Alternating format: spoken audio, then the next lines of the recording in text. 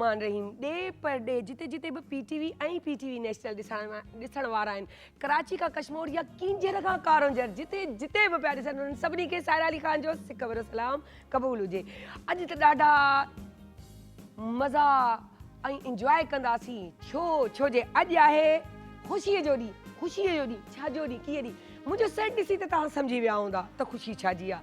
अहिड़ियूं ख़ुशियूं बार बार अचनि हर बार अचनि हर टाइम अचनि हर लम्हे अचनि ऐं ईअं ॻाईंदा मुस्कुराईंदा ऐं नचंदा ॻाईंदा रहूं। जी नाज़रीन जीअं त तव्हांखे ख़बर आहे त अॼु ख़ुशीअ जो ॾींहुं असां इहो सॼो तव्हां खां वीक मल्हाईंदासीं पीटीवीअ जी 59 एनिवर्सरी मल्हाईंदासीं। स्टार्ट कयो आहे अॼु खां सेट बि असांजो ख़ूबसूरत आहे। जीअं त मुंहिंजो सॼो सेट अगरि मुंहिंजा कैमरामैन ॾेखारनि आऊं हलंदी फिरंदी ॻाईंदी रहंदसि ॻाल्हाईंदी रहंदसि त ॻाइणी वञी बीठो न त उहो बि कंदी रहंदसि तव्हां सां गॾु। ऐं पीटीवीअ जा वॾा अदाकार गुलूकार सिंगर राइटर होस्ट ऐं कैमरामैन टेक्निकल टीम ऐं सेट ग्राफिक्स वारा सेट डिज़ाइनर सभिनी खे एडिटिंग वारा सभिनी खे कंहिंजा नाला वठां जंहिंजा नाला वठां पई जीअं भुलिजी आहियां। ऐं स्पेशली असांजा म्यूज़िशियन जेके डेली असां सां गॾु हूंदा आहिनि कैमरामैन डेली त सभु हूंदा आहिनि हिकु माण्हू बि न हुजे त असांजो त प्रोग्राम इहो करिणो न आहे। अच्छा उन खां पोइ आउं तव्हांखे ॿुधायां त पीटीवीअ जो सफ़र जेको आहे ईअं चऊं सफ़र हिकु तारीख़ आहे इन में बि को शक कोन्हे। सभिनी खे ख़बर आहे त पीटीवीअ जो जेको हिकु सफ़र हो उहो तारीख़ हुई नवंबर 1964 में पीटीवी जी नशरात जो बाक़ाइदा आगाज़ थियो। उन खां पोइ पर उन खां अॻु में लाहौर में 200 टीवी सेट रखिया विया हुआ जंहिंमें ईअं ॻाल्हि कजे त माण्हुनि खे ॿुधण खां वधीक ॾिसण में ॾाढो इंजॉय कंदा हुआ मज़ो कंदा हुआ त उन्हनि जे लाइ इहा ख़ासि तौर ते ॻाल्हि कई वई त हुननि खे ॾिसण जी का शइ ॾेखारी वञिजे। शुरू में त टीवीअ जो निज़ाम हलाइण लाइ कंहिंखे ॻाल्हि सम्झ में ई कोन ईंदी लाॻी हिकिड़ी नई शइ आहे माण्हू त परेशान थींदो त हीअ हलंदी कीअं आहे हीअ डॿो आहे हीअ छा आहे हिन में कीअं असां ईंदासीं ऐं हैरत ऐं हैरानगी। पर इहो जज़्बो इहा मोहबत इहो इश्क ॾिसी छो जो जज़्बे में त पाकिस्तानी कंहिंखां बि घटि न आहिनि। हर ॿोली हिन गुलदस्ते वांगुरु हिन पाकिस्तान जे लीव्स यानी कि ग्रीन जे अंदरि ॻाढ़ा पीला नीरा पर्पल येलोइश सभु गुल हूंदा आहिनि। सो उहे गुलनि वांगुरु उन्हनि जे जज़्बे जी ख़बर आहे। जापानी ॾिसी हैरान थी विया एॾो जज़्बो। बहरहाल अगरि उनजी ॻाल्हि कयूं स्टार्ट जी त वरी उही सरबराही टीम असलम अज़हर टीम लाहौर अल हमरा सेंटर सां मां हिनखे सेटअप लॻायो ऐं निसार मिर्ज़ा अनीस अहमद हिननि जा पहिरियां कैमरामैन हुया। ऐं ॿी बि तव्हांखे ॻाल्हि ॿुधाईंदी हलियां त AK मुसरत हिननि जा फिल्म एडिटिंग जा हेड हुया ऐं कमालुद्दीन अहमद हिननि जा पहिरियां मेकअप आर्टिस्ट हुआ। अब्दुल रहमान चुगताई पीटीवी लोगो डिज़ाइन कयो। लोगो ॾिसो जेको ॾिसो पिया जेको आहे इन जी पहचान आहे केॾो ख़ूबसूरत केॾो अट्रैक्टिव आहे जेको अॼु ताईं इंसान जे हर इंसान जेके पाकिस्तानी या ईअं सम्झूं त ओवरसीज़ पाकिस्तानी जे ईअं सम्झूं त सॼी दुनिया में जेॾीमहिल इहो लोगो ॾिसंदा आहिनि लोगो त माण्हुनि खे परे खां ख़बर पवंदी आहे त वञ इहो आहे पाकिस्तानी लोगो पाकिस्तान टेलीविज़न जो। जी कारी अब्दुल हुसैन सिद्दीकी हिननि जा पहिरीं तिलावत कई ऐं अब्दुल करीम बलोच जी ॻाल्हि कयूं त असांजो सिंधीअ जो स्टार्ट जंहिं महिल थियो त अब्दुल करीम बलोच साहबु स्टार्ट वरितो प्रोग्राम जे ठाहिण में पंहिंजो वॾो किरदारु अदा कयो छो जो सिंधी आर्टिस्टनि जी अगरि पहचान ऐं ॻाल्हि कयूं त उन्हनि जे बारे में ऐं उन खां पोइ बेशुमार ड्रामा प्रोग्राम शुरू थिया। हारून रिंद सुल्ताना सिद्दीकी रोशन तारा जो आगाज़ कयो। पहिरीं महताब अकबर राशदी उन्हनि जी पहिरीं जेको आहे ईअं चऊं त होस्ट हुई जेको अॼु ताईं असांजो रोशन तारा पीटीवीअ ते हले थो। पीटीवी हिकु उहो इदारो ऐं उन सां गॾोगॾु तव्हांखे सिंधी अदाकारनि जी ॻाल्हि पई हले त रोशन अता मुमताज़ कंवल ऐं राणीअ जी कहाणी में जेको करण कोराई कमु कंदी हुई। उन खां पोइ कुर्बान जिलानी शफ़ी मोहम्मद शाह कैसर नकवी गुलाब चांडियो सकीना समो नूर मोहम्मद लाशारी अनवर सोलंगी मुस्तफ़ा कुरैशी रुबीना जेकी उन्हनि जी वाइफ हुई जेकी गाना बि ॻाईंदी हुई ऐं कम बि कयो वञ। उन खां पोइ जी ज़रीना बलोच ऐं ॿिया बि बेशुमार नाला आहिनि, शायदि कुझु मूंखे यादि हुजनि कुझु न हुजनि। उस्ताद मोहम्मद जुमन, मोहम्मद यूसुफ ऐं हिकिड़ो सुलेमान शाह, एग्ज़ैक्टली सुलेमान शाह साहब, ऐं ॿिया बि इलाही अनगिनत जेके आहिनि आर्टिस्ट आहिनि। छो जे असांजा सिंधी आर्टिस्टनि जो बि हिकु वॾो किरदारु, वॾो को पार्टिसिपेट कयो आहे PTV सां। जेकर उन्हनि जो असां नाला नथा वठूं, उन्हनि जो असां ज़िक्र नथा कयूं, त पोइ PTV जी तारीख़ में हिकु ख़ाल रहिजी वेंदो। जे ख़ाल खे भरियो आहे सिंधी मीडिया ऐं इहो प्रोग्राम जो थियो। ऐं हिकिड़ी मज़े जी ॻाल्हि ऐं ख़ुशीअ जी बि ॻाल्हि, त उहो टाइम बि ॾाढो सुठो हूंदो। असां पंहिंजे नंढपण में ॾिठो त असां जेॾी महिल TV हलंदी हुई, थोरी सुरसुराहट थींदी, अबू TV सही कोन पई हले, केरु मथे चढ़ंदो, पोइ हितां हूंदो, हिकिड़ो हुते बीहंदो, हिकिड़ो अंदरि बीहंदो, TV हा थोरो आवाज़ में सुर अथसि, थोरो आवाज़ में सुर अथसि, थोरो आवाज़ में सुर अथसि, हाणे ठीकु थी साइड हीअं कयो अथमि, हा थी वई, हा थी वई छा, हा थी वई छा, हा थी वई आहे। पर वरी उहा ई ॻाल्हि, न पर थोरा चेहरा धुंधला पिया अचनि, आवाज़ त सही थी आहे, पर हीअ ॻाल्हि कोन्हे, आवाज़ त सही थी वई आहे पर धुंधलाहट न वई आहे। वरी मथे वई ॻाल्हि, धुंधलाहट सही न थी आहे अञा, वरी उता वजे, हाणे मूं एंटीना खे चेंज कयो आहे, थोरो मूं ईअं कयो आहे तार खे, छा हाणे सही आहे, हाणे सही आहे, हाणे सही आहे, हाणे सही आहे, हा हाणे परफेक्ट आहे, बसि हथ न लाइजी, ख़राबु थी वेंदी। ॾिसंदासीं इहे ॻाल्हियूं हूंदियूं हुयूं, उन्हनि जो मज़ो हूंदो। ऐं उन दौर में जेको स्टार्ट हो उन में लाइव थींदो, का कुझु न। इहा PTV जी तारीख़ रही आहे, त जॾहिं बि उन्हनि कमु कयो आहे त ॾाढो ख़ूबसूरती सां ऐं एज़ लाइव कयो आहे। सो तंहिंजे करे जेतिरो बि उनजे बारे में ॻाल्हायूं ओतिरो घटि आहे, पर छा आहे जो लाइव शो आहे, असां ई ॻाल्हियूं कंदा रहंदासीं, इन ॻाल्हियुनि सां असां परे कोन हटंदासीं, छो जो असांखे सॼो वीक जो मल्हाइणो आहे तव्हां सां गॾु, ऐं पंहिंजी ख़ुशियूं शेयर करणियूं आहिनि। ऐं मुंहिंजी एक्साइटमेंट त तव्हां ॾिसंदा ई हूंदा त केॾी ख़ुशि ऐं फस्ट क्लास हली पिया। हींअर असां वटि मौजूदु आहिनि माशाअल्लाह, जंहिंजो PTV जी तारीख़ ठाहिण में वॾो हथु आहे। काफ़ी इहे नाला आहिनि, पर हींअर जेको असां नालो कंदा आहियूं, आफ्ताब आलम, छोटी सी दुनिया, जांजो जानू जर्मन, यकीनन जानू जर्मन ते तव्हां हुनखे सुञाणे विया हूंदा। हुननि जो जेको ईअं चऊं त शुमार उन माण्हुनि में थो थिए जेके नालो वठो त चहिरो यादि, चहिरो ॾिसो त नालो यादि, ऐं नालो बि हिकु न ॿ गॾु। सो इहो आहे उन्हनि जो हिकु तारुफ़, ऐं असां उन्हनि खे वेलकम कंदासीं। तक़रीबन तमामु PTV जे जेके ड्रामनि में उन्हनि काफ़ी सारे ड्रामनि में कमु कयो आहे, ऐं हिन कैरेक्टर खे ईअं ई कयो वञि, ईअं ई कयो वञि, ईअं ई थी वियो, ऐं उहो किरदारु उन्हनि जी सुञाणप थी वियो। हाणे वधीक जर्नी असां उन्हनि खां शेयर कंदासीं हुननि जी ज़ुबानी। वेलकम था कयूं आफ्ताब आलम।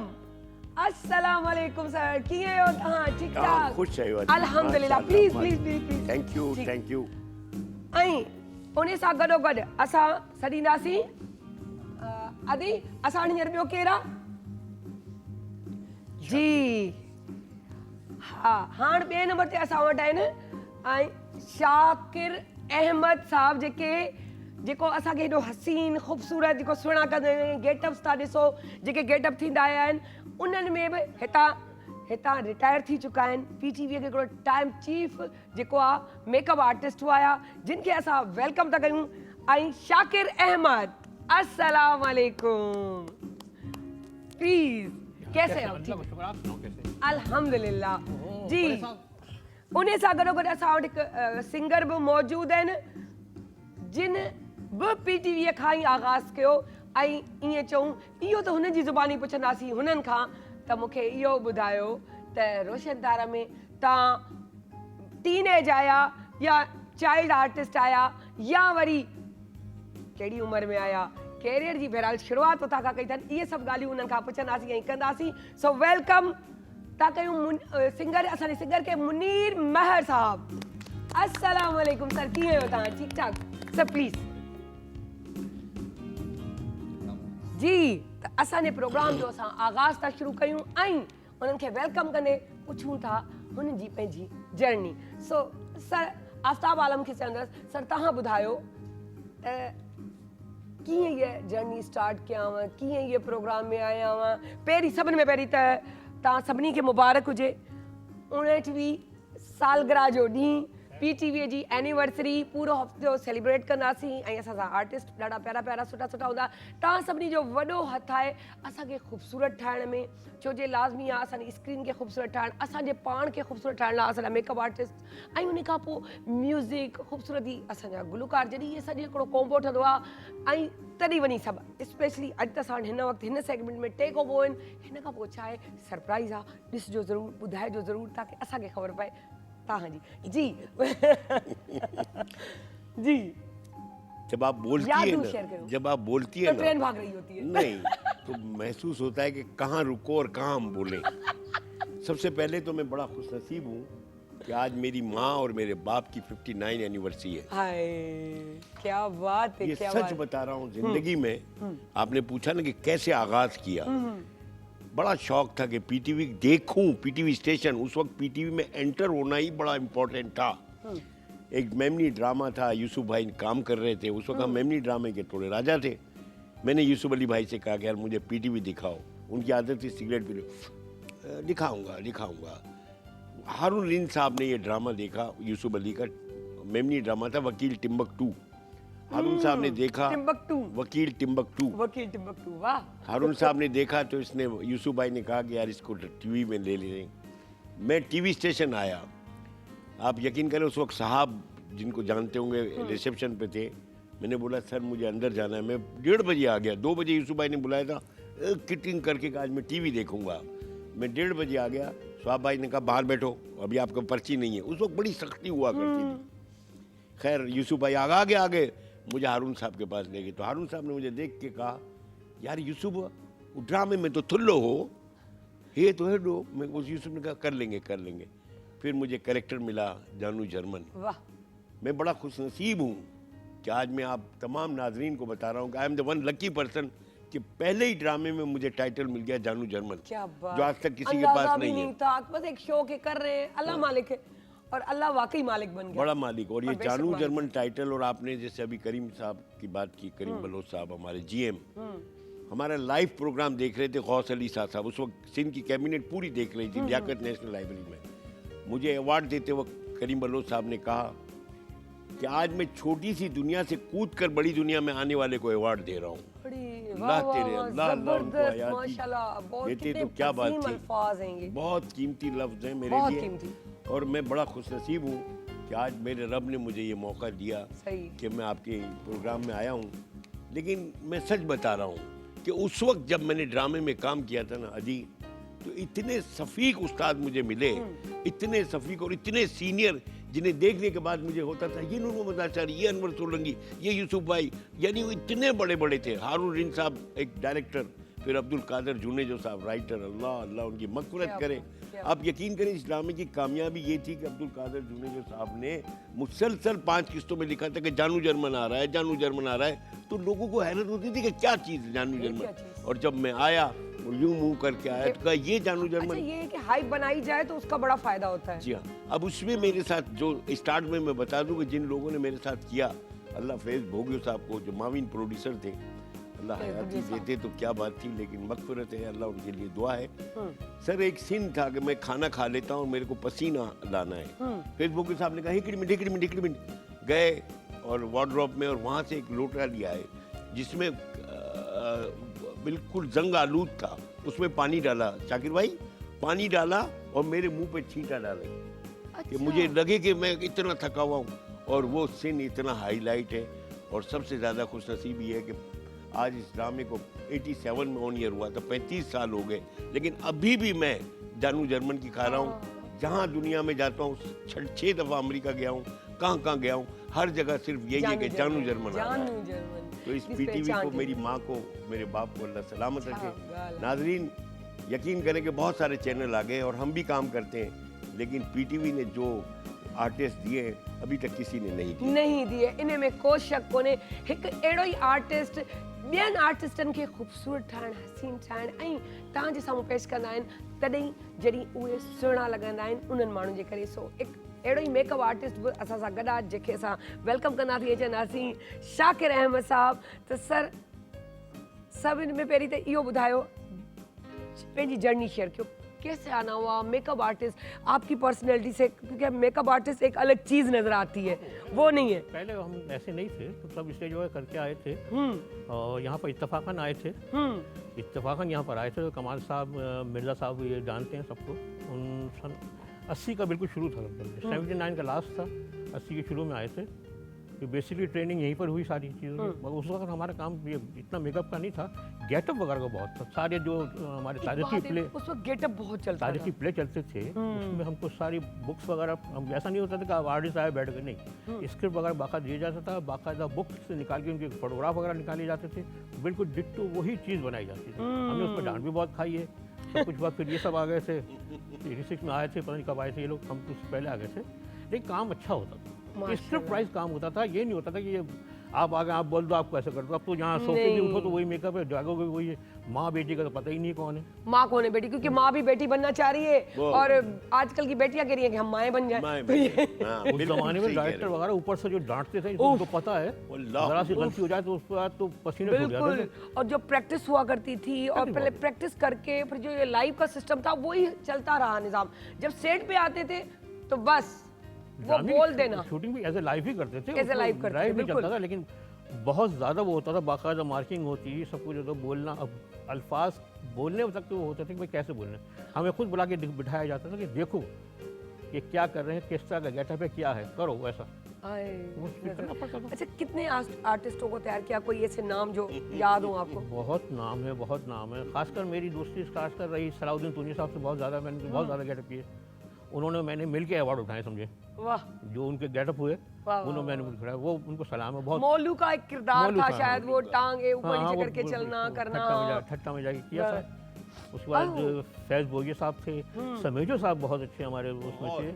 और मैंने सबसे ज़्यादा काम किया मंजूर मक्सी का, मरहूम अल्लाह उनको, वो उनका मैंने बहुत ज़्यादा काम किया उनका। वो आउटडोर वगैरह ही रखते थे ज़्यादातर, बेसिकली तो नेचुरल चीज़ें चाहिए थी उनको, उसके लिए बहुत काम किया। जी, मेकअप उस वक्त इतना इम्पोर्टेंट था कि जब मुझे जानू जर्मन का किरदार मिला तो कमाल साहब 4-5 दफ़ा चेंज कर कर कर करके किया, और मिर्ज़ा साहब ने फिर मेकअप किया, कमाल साहब ने देखा कहा है, और फिर मुझे अप्रूवल के लिए जाना पड़ा।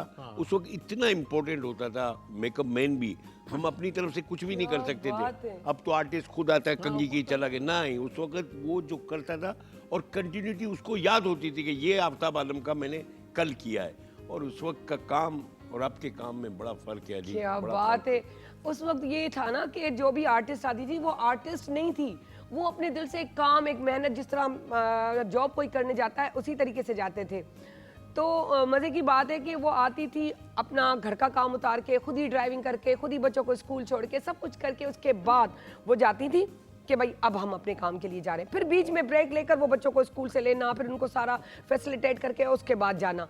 लेकिन आज के आर्टिस्ट आने से पहले थी गाड़ी के दरवाजे खोलो, मेरे कपड़े, मेरा मेकअप आर्टिस्ट खुद आता है, कौन उठाएगा? हाँ, मेरी जूते कौन उठाएगा, मेरी क्लिप्स कौन बांधेगा।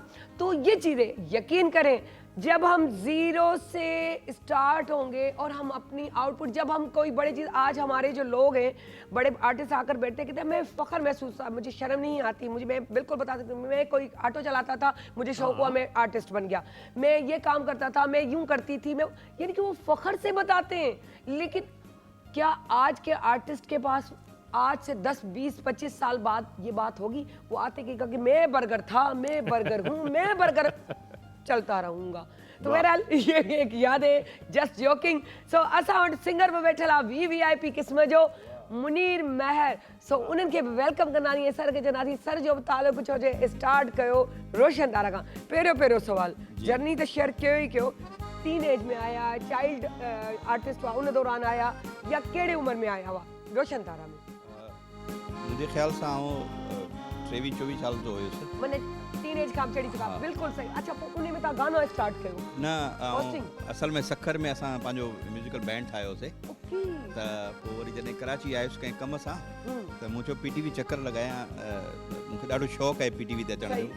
पोइ हिते मूंखे गेट खां एंटर न थियण ॾियनि पिया। इहो वॾो अलमियो आहे सभिनी जो। पोइ हिते मूंखे परख जो पास मिलियो, त भई बहादुराबाद में परख थिए पियो, एजाज़ अली मुखेली साहब करे पियो बेशक सुभाणे उते प्रोग्राम आहे तव्हां उते ऑडियंस में ॾिसणु चाहियो त भले अची वञो उन खां पोइ असलम साहब कयो हा। ईअं हलंदी रही पोइ तारीख़ जॾहिं आयो असां बहादुराबाद में ॿिए ॾींहं ते प्रोग्राम ॾिसण लाइ त मुखेली साहब प्रोग्राम जी शुरूआत खां पहिरियां पुछंदा आहिनि त भई जेके पार्टिसिपेंट करण वारा आहिनि उन्हनि खे पर्ची ॾींदा हुया त मूंखे चए भई तव्हां कहिड़े मुक़ाबले में सो मुंहिंजो सिंगिंग में मुक़ाबलो ॾिनो मूंखे शौक़ु आहे ॾाढो पोइ उन्हनि मूंखे पर्ची ॾिनी पोइ मां उन मुक़ाबले में हिसो वरितो ऐं जॾहिं मौसीकार खां पुछा कयूं त भई पहिरें नंबर ते केरु आहे 4-5 पार्टिसिपेंट हुयासीं उन मुंहिंजो नालो खयो त पोइ उन में मूंखे प्राइज़ मिलियो ऐं वॾो गिफ्ट मूंखे मिलियो टी सेट हुयो ऐं उन में घणो कुझु सामान हुयो पोइ वरी आउं उनखे सखर खणी वियुसि जंहिं ॾींहुं उहो प्रोग्राम पर्ख हलणो हुयो उन ॾींहुं त मां VCR खणी आयुसि उहा उन सां कनेक्ट करे टीवी सां न्यू कैसेट वठी आयुमि उन में लॻाए करे इंतज़ारु कयां पियो त इहो हले त इहो क्लिप आउं रिकॉर्ड कयां जेके में आउं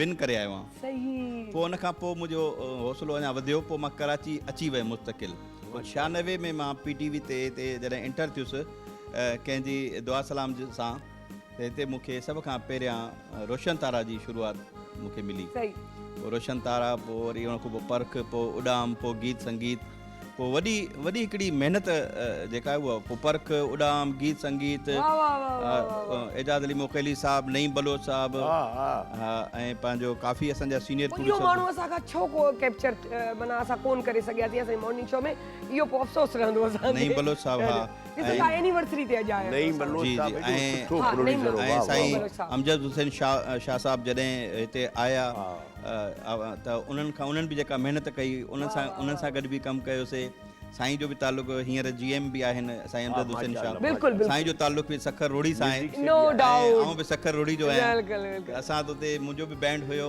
ऐं साईं सां असां गॾु हूंदा हुआसीं उते बि इहो आहे PTV सां PTV जे माण्हुनि जो प्यार जेकी चवंदा आहिनि न जिते तव्हां ॼमंदा आहियो जे शहर ॻोठ में शहर में इलाइक़े में घर में रहंदा आहियो बचपन गुज़ारींदा आहियो बिलीव कयो इहा हिकु ख़ूबसूरत मंज़र हूंदो आहे जेको कॾहिं बि अखियुनि खां रूह खां परे न आयो वेंदो त PTV सां तालुक़ु बि कुझु अहिड़ो ई तालुक़ु आहे रूह जो तालुक़ु आहे दिलि जो तालुक़ु आहे घर जो तालुक़ु आहे ऐं पंहिंजे घर खे जेको विसरी वियो सम्झो उहो पंहिंजी ज़िंदगी विसरी वियो वाह वाह हीअ So, त असांजो घर आहे हिन घर में त असां एतिरो कुझु सिखियो आहे सेट ते जेको आहे न असां दड़का बि खाईंदा हा हुआसीं ऐं उहे दड़का फ़ाइदेमंद हुआ दड़का उतां प्रोड्यूसर चवंदो वो हुयो दड़का ही देते या वठी कॾहिं आया शर्ट पाए आयो आहीं वञ इहा शर्ट चेंज करे अच वरी वेंदासीं वार्डरोब में वो शर्ट चेंज करे अचो वरी कैमरा खे लुक ॾियण लाइ त बाबा हीअं कर हिन दायरे खां ॿाहिरि न निकिरजांइ हीअं न कजांइ हूअं न कर हूअं न कर वरी कॾहिं कॾहिं लिपसिंग आउट थी वञे असांजी या को अहिड़ो कमु थी वञे त वरी मथां दड़का मिलनि वरी माना चवंदा आहिनि न क्वालिटी ऐं क्वांटिटी में वॾो फ़र्क़ु हूंदो आहे इहा क्वालिटी आहे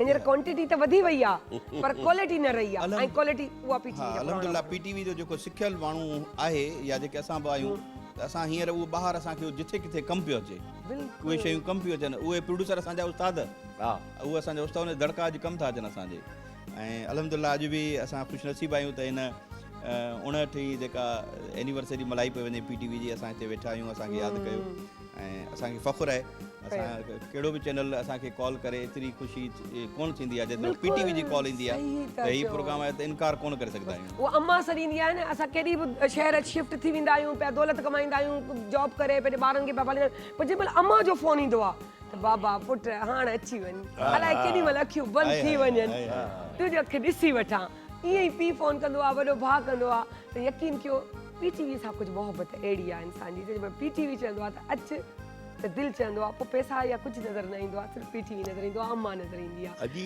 So, जी। एक बात मैं बताऊं जी, कि जी, जी। PTV में जो हमारे सीनियर प्रोड्यूसर थे इतने सफीक थे कि एक छोटी सी मैं बात बताता हूँ एक ड्रामा था जो अल्हम्दुलिल्लाह बाज़ब्बा मुलाहिज़ा होशियार हाँ उसके प्रोड्यूसर हैदर इमाम रिजवी थे उन्होंने कासिम जलाली को भी कास्ट किया था बादशाह के रोल के लिए और सर बादशाह के रोल के कासिम जलाली को किया और कासिम जलाली उस वक्त GM थे लेकिन जब सेट पे काम होता था तो हैदर इमाम रिजवी प्रोड्यूसर होते थे विनर अब उनका प्यार देखो कि हम करने के रिकॉर्डिंग अब मैं वही मेरे को शौक हुआ घोड़ा कैसे चलता है मैंने पूछा घोड़ा कैसे चलता है तो उन्होंने बताया यूँ नाल मारोगे तो चलेगा मैं बिरादर निस्बती था मैंने मार दी नाल घोड़ा भागा घोड़े ने कहा अब इसको नहीं छोड़ूंगा अब हैदर भाई भागे कैमरा मेरा आर्टिस्ट ये थे प्रोड्यूसर और आखिर एक जगह पहाड़ पे घोड़ा रुक गया वरना घोड़ा पहाड़ के उधर होता तो आज मैं आपके इतने सफीक प्रोड्यूसर थे खाना खाने से पहले पूछता आपने खाया, आपके हाँ। और अब जो है लेकिन उनके नाम भी आज भी तारीख में, अल्हम्दुलिल्लाह। PTV की तारीख में लिखे जाते हैं, जाने जाते हैं, पहचाने जाते हैं। इससे बढ़कर क्या चाहिए बल्कि इंसान मैं को? कहूँगा कि दुआ कीजिएगा कि इन दिनों हैदर इमाम साहब की थोड़ी तबीयत नासाज है, अल्लाह अल्लाह उन्हें सेहत उनको दे। बिल्कुल बिल्कुल बिल्कुल उनसे तो उनके बारे में पता चलता रहता है और हम दुआ करते रहते हैं और वो हमें भी दुआ करते रहते हैं, आमीन। PTV वालों को भी। सो हम शाकिर साहब से पूछेंगे, कभी दिल करा कि किसी पे गुस्सा आया, कोई लग नहीं है, कोई एक आधा कभी कभी निकल जाता है, ये नहीं है कि उस दौर में ऐसे नहीं थे, ऐसे भी थे, ऐसे भी थे, वैसे भी थे। तो फिर वो ऐसे वैसे के जो बीच में थे, तो फिर कैसे उनको आप मैनेज करते थे? मैं क्या करता डांट देते थे ओए होए, मतलब अरे, क्या भाई हमें बात तो है। ये था, इंस्ट्रक्शन ये थी कि जो बताया है उससे एक इंच भी इधर से उधर नहीं होना। Exactly. प्रोड्यूसर डायरेक्टर हमारे पीछे खड़ा रहता था, हमारी चीफ खड़े रहते थे कि इससे ये गवा इस चीज से बिल्कुल। एक चीज हिलनी नहीं चाहिए यहाँ से। यानी कि जस्ट लाइक यू, उसमें- जस्ट लाइक क्या यकीन स्टूडेंट, हाँ, वो उसमें स्टूडेंट है आर्टिस्ट की नहीं सुनी जाती थी, पहले आर्टिस्ट की बिल्कुल भी नहीं सुनी जाती और थी। आज अब पता नहीं क्या माहौल है, मैं तो बाहर का भी नहीं करता, लेकिन अब जमाने- आर्टिस्ट जमाने कहता है देखे ऐसे करे ऐसे ना करे। अब जमाने की बात है, पहले ट्रेनिंग पे थे सारे जो आर्टिस्ट थे, वो भी ट्रेनिंग पे थे। ऐसी बात नहीं थी कि सीख के आए, सब वो ट्रेनिंग पे थे, बहुत सीखते थे। क्या इनको तो बहुत डांटा है मैंने। बहुत डांटा आप अपने सर के सामने बैठे। अरे यकीन करो, ये मैं सच बता रहा हूँ, अल्लाह ने हयाती दे। मैंने एक दफ़ा देखा था एक सीनियर आर्टिस्ट, उसने कुछ थोड़ा सा जो भी अल्लाह खैर करे पंगा किया, यूं बोला यार आप बाहर जाएं जाएं जाएं बाहर। वो गया प्रोड्यूसर के पास कि सर उसने ये कहा। बोले किसने? बोले शाकिर ने। बोले वो काम का धनी है, वो जो कहेगा वो करो, इतना नाम। काम, यही चीजें काम जो है इज्जत और रिस्पेक्ट बढ़ाती है। हाँ। सबसे ज्यादा गेटअप किसका मुश्किल लगा कि इस गेटअप में मुझे टाइम लगा और वाकई बहुत मेहनत का काम था, फिर रिजल्ट क्या आया? नूर मोहम्मद लाशाह साहब मरहूम, हाँ मारवी मेरे वाह, साथ वाह, सेट था सुल्तान सलीम साहब का, क्या वो हमने किया बात था। है। उनका जो पहला गेटअप था वो हुआ था रेलवे स्टेशन पे, शायद आह, हाँ कोई पता नहीं कौन सा था, नारियों का कोई बात था इधर, उधर हुआ था। उन्होंने कहा यहाँ दाढ़ी लगानी है। अब ना वहाँ शीशा ना फैसिलिटीज कुछ भी नहीं, वहाँ पर दाढ़ी लगाई गई थी। मगर वो लग शुक्र है को ऐसी लगी कि आज तक वो भी कहीं तस्वीरें लगी हुई हैं कि देखिए। वाइट दाढ़ी है, उनको ज़्यादा मुश्किल हुआ। सलाह क्योंकि साहब पे मज़ा आता फैसिलिटेट था। हो जाता है बंदा हाँ। स्टूडियो के अंदर, बाहर बाहर करना, सलाह साहब पे ज़्यादा मज़ा आता है मुझे। क्योंकि वो बड़ा कॉन्फिडेंस से रहते हैं, जो कह दिया जो कर दिया ना उसका, वो बंदा ऐसा है कि नहीं, कि जो हो गया ना हो वो कर, गया। जो तुमने कर दिया वो हो गया बस। हाँ। शाकिर भाई उस वक्त आर्टिस्ट भी इतना प्यार करते हाँ, थे। वही। अली रिजवी साहब का एक ड्रामा था फैमिली 93, हाँ। मोइन भाई मेरे बेटे का रोल कर रहे थे। सेट पर वो बेटा ही होते थे, सेट खत्म हुआ फिर बोलते थे मेमन तेरी तो मैं ये प्यार था। ये नहीं कि मोइन भाई ने कहा मैं मोइन अख्तर हूँ और अली रिजवी साहब यूं सिगरेट पी रहे हाँ। और ये यूं लगाते थे हर वक्त। यार थोड़ा सा कर तब्दील, ये होते थे प्रोड्यूसर, ये होते थे ये प्रोड्यूसर। प्यार और मोहब्बत अपनाई, कैसा क्या फैमिली बात है, क्या 93 फजीला बात। वगैरह थे ना सुशांत, हम्म। फजीला खाजी वगैरह थे। हर उनको दौर याद के भी बंदों नहीं। के साथ गुजरे, मतलब स्टार्ट था जो भी था, जो जितना साल भी किया, लाजमी दिन ब दिन चेंजिंग्स आती रही। आर्टिस्टों में क्या फर्क महसूस किया, क्या कहाँ बात लगी? असल में पहले के आर्टिस्ट जो आते थे ना, उनको मेकअप का कोई शौक ही नहीं था किसी को। जो जैसे खालदा रह साहबा थी, उस्मा हाँ, गिलानी खालदा साहिबा रह, थी, बहुत अब बहुत यकीन बड़ा करें इनको जरा सा भी वो नहीं था कि क्या मेकअप हो रहा है, कर दिया ओके। अच्छा, शफी मोहम्मद शाह से कभी मुलाकात हुई? बहुत ज्यादा यकीनन मुलाकात हुई होगी कभी, नहीं क्या नहीं, मेरी और हमारे साथ हमारे सीनियर थे क्या मुमताज बात? साहब, कोई वाकया उनका ऐसा? हम दोनों को नहीं ऐसा कोई वो नहीं था इतना समझ, लेकिन किसी का कोई ऐसा, हमारे नूर मोहम्मद लाशारी हैं, अनवर सोलंकी है, महमूद सिद्दीकी, महमूद रोशन सिद्दीकी, अता शहजादी। नहीं वाकया तो एक है जहूर अहमद साहब का मालूम, आहा, तो हम लोग कोई तारीखी प्ले था, अब उनको आना था वहाँ, वो चंगेज़ खान वाला, चंगेज खान। हम थे गिजरी, वो जमाने गिजरी में सब टीले और सब वो था, ये सब नहीं था घर, तो वहाँ से जहूर साहब को घोड़े पे आना था। अब जलाली साहब प्रोड्यूसर, उन्होंने आवाज़ लगाई आ जाओ, 4 दफ़ा ऐसा हुआ घोड़ा अकेला आया है। अब भाई जहूर साहब कहाँ हैं? हाँ। जाके देखा तो बहुत वो गिरे हुए थे, वो पुलिस के घोड़े थे, पुलिस के घोड़े तो वही संभाल सकते थे भैया। जहूर साहब को बड़ी ये भी मुश्किल बड़ी से बात है, स्नान के पुलिस लाए हैं। फौज हमारे साथ बड़ा ताउन करती है पुलिस ने PTV हमारे के साथ बहुत ताउन किया, पुलिस के बिल्कुल, घोड़े तो काबिल। बहुत ही शैतान घोड़े थे, माफी दे। क्या बात है, क्या अब बात है। एक और चीज थी कि पीटीवी, आपने पूछा ना शाकिर साहब से कि उसमें और किसमें क्या फर्क है आर्टिस्टों में। जी, सिर्फ ये फर्क है कि पीटीवी के आर्टिस्ट जो काम करके गए और कर रहे हैं अल्हम्दुलिल्लाह, टाइम के इतने पंचोले कि बहुत आज मैं ज़्यादा। यहाँ आना था मुझे 9 बजे। आहा, हमारे प्रोड्यूसर ने फ़ोन किया कहाँ हो मुन्ना ने। मैंने कहा यार मैं तो, तुमने 10 बजे का कहा, नहीं नहीं मैंने 9 बजे का कहा है। मैंने कहा अच्छा आप एक काम करो, मेकअप रूम में जाके बोलो कि आफ्ताब भाई यहीं कपड़े बदलेंगे, और मैं यहाँ खड़ा होता। बोले मुझे पता था कि हम इतने टाइम के पंचुअल हैं और Exactly. इतने प्रोड्यूसर की बात मानते हैं। अब भी हम प्राइवेट प्रोडक्शन में काम करते हैं, कुछ जूनियर आर्टिस्ट आते हैं तो बड़ा ताज्जुब होता है, वो उन्हें यार ये पफिंग नहीं, अब मैं जितना दूसरी- देर से आओ उतना उनका मयार बढ़ता है। शाबा, वो अभी तक क्यों नहीं आया, अल्लाह खैर करे रास्ते में और जितना जल्दी आओ क्या बात। यार वो तो आ जाता है, बैठ जा बैठ जा। अब तो आर्टिस्ट आके 3 बजे आके कहते हैं नाश्ता करूंगी 3 बजे नाश्ता, अब बुलाए 10 बजे, हाँ 3 बजे नहीं, फिर उनको खाने पीने को दो, बर्गर लाओ, KFC से लाओ बुलाओ, बिल्कुल। और दूसरे जो सुबह 9 बजे से बैठे हैं, पूरा क्रू बैठा हुआ है, बैठा है बेचारा, क्योंकि वो बोलेगा तो उनको भी वो खाली कर सीनियर्स देंगे। भी उनके चक्कर में बैठे। तो बहरहाल इहो दुख बि आहे अॼु जे हुननि जो, पर ख़ुशी बि हुननि जी एॾी आहे पुराणे आर्टिस्टनि जी। छा ॻाल्हि कजे, मुनीर खां पुछंदा थी तव्हांखे कॾहिं कंहिं कोन चयो जेको आहे, कॾहिं कंहिं चयो कोन त तव्हांखे को ड्रामो करणु घुरिजे, तव्हां को ड्रामो कयो, कॾहिं को ड्रामो कयो? हाँ, काफ़ी दफ़ा दोस्तनि बि मूंखे चयो त भई तव्हां ड्रामा साइड ते कमु कयो, त मूं हुनखे चयो मुंहिंजो भई असांजो जेको म्यूज़िक जी फील्ड आहे हा इहा ई एतिरी वसी आहे, इन मां ई टाइम नथो मिले, त ड्रामो वरी उहा अलॻि हिकिड़ी एक्टिंग जेका आहे उहा बि वॾी हिकिड़ी वसी फील्ड आहे, त चवंदा आहिनि त हिकिड़े हथ में ॿ गिदरा न ईंदा आहिनि, सची त आउं हेॾां बि भटकां होॾां बि भटकां होॾां बि भटकां, हा। मुंहिंजी फील्ड जेका आहे ॾिसो, मुंहिंजी इहा- सिंगिंग जी इहा- आहे, त आउं इहा सिर्फ़ु सिंसियरिटी पंहिंजी कम सां। मुंहिंजो आउं सिंगिंग ई कंदुसि, मूंखे एक्टिंग जो शौक़ु बिल्कुलु न आहे, ऐं उन वरी उन जे लाइ मूंखे एतिरो को टाइम आहे, छो त उहो एक्टिंग बि हिकिड़ो पंहिंजी जॻह ते हिकिड़ो मयार कमु रखे आहे, थी, मयार आहे, बिल्कुलु। ऐं मुश्किल कमु आहे, बिल्कुलु। ठीकु आहे न। एक्टिंग जो पंहिंजी हिकिड़ी फील्ड आहे, इलाही फील्ड आहिनि न, पोइ असां हिकिड़ी फील्ड खे चॉइस कयोसीं। अपा सुल्तान सां कमु कयो? आपा सुल्तान ड्रामा साइड ते अच्छा, तव्हांजो हुन सां असां कोन वरी थियो? सिंगिंग साइड ते, म्यूज़िक साइड ते जेका बि प्रोड्यूसर हुया तक़रीबन सभिनी सां कयोसीं।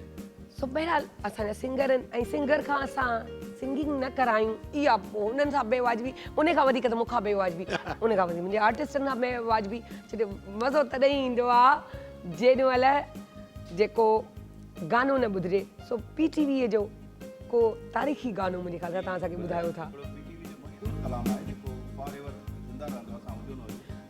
अदा माइक खोले छॾिजो। हा, हेलो अच्छा जी। खुलियल आहे, उहो अॻियां कोन हो जी।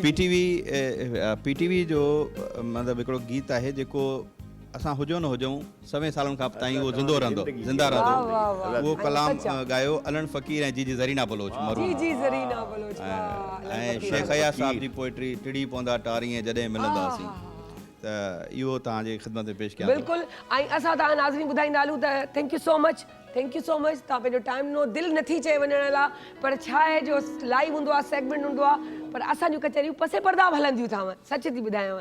सर खे चवंदासीं ऐं वेंदासीं गाने खां पोइ हिकदमि वाइंड अप नंढड़ी आहे, साईअ ते। गाने खां पोइ वाइंड अप आहे, हा, गाने असांजो खां पैगाम बि न वञे। पैगाम वञे, हलो भला पैगाम वठी पोइ ठीकु आहे, असां साईअ ते पोइ वेंदासीं, हा। पहिरीं पैगाम वठंदासीं, ठीकु आहे। मैं नाजरीन से ये कहूँगा कि PTV ने बहुत कुछ दिया है, आप दुआ कीजिएगा कि वही दोबारा खूबियाँ आ जाएं PTV हाय, हाय, में, हाय। वही रौनकें आ जाएं।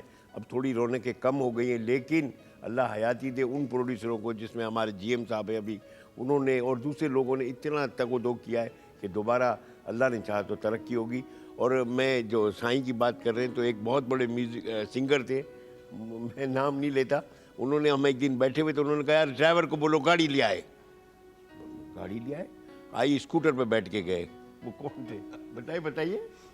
चिक चिक चिक चिक हाँ, सैयद सलमान तेरी सैयद सलमान ज़बरदस्त। उन्हनि जो बि पंहिंजो अंदाज़। अल्लाह गनी। तव्हां छा चवंदो?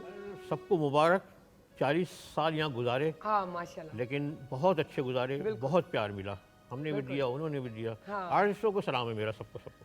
सच ॻाल्हि आहे त प्यार वाकई उहो ई शइ हूंदो आहे, गिव एंड टेक हूंदो आहे। तव्हां सुठो सोचींदा, सुठो ॻाल्हाईंदा, सुठो ॾींदव, केरु तव्हांखे छा थो ॾे इन ते न ॾिसो, तव्हां ॾिसो त तव्हां छा ॾिनो आहे उन्हनि खे। यकीन कयो, जेको तव्हां अंदरां ॾेई पंहिंजो ॾेई मुतमइन थी वेई रहंदा न, उन जो जेको तव्हांखे सवाब या वापसी मिलंदी, उहा हुन जी बि न मिलंदा, जेको तव्हां सोचे वेठा हूंदा त मूंखे मिलणु घुरिजे। सो आउं चवंदसि अदा मुनीर खे, अदा तव्हां सां जी। अलन फ़कीर ऐं जी ज़रीना बलोच जी यादि अचे पई, उहो कीअं वेही करे डुइट में ॻाईंदा हुआ। न तव्हां माशाल्लाह सुरीला आहियो, अल्लाह ख़ुशि रखे तव्हांखे।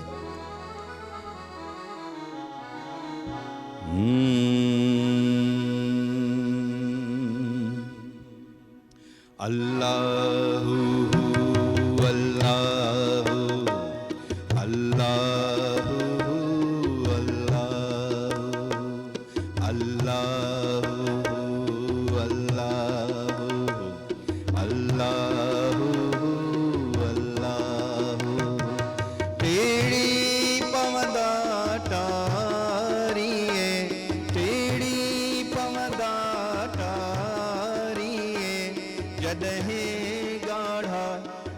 तॾहिं ॻाढ़ा गुल लोमिया तॾहिं मिलंदासीं ओ तॾहिं मिलंदासीं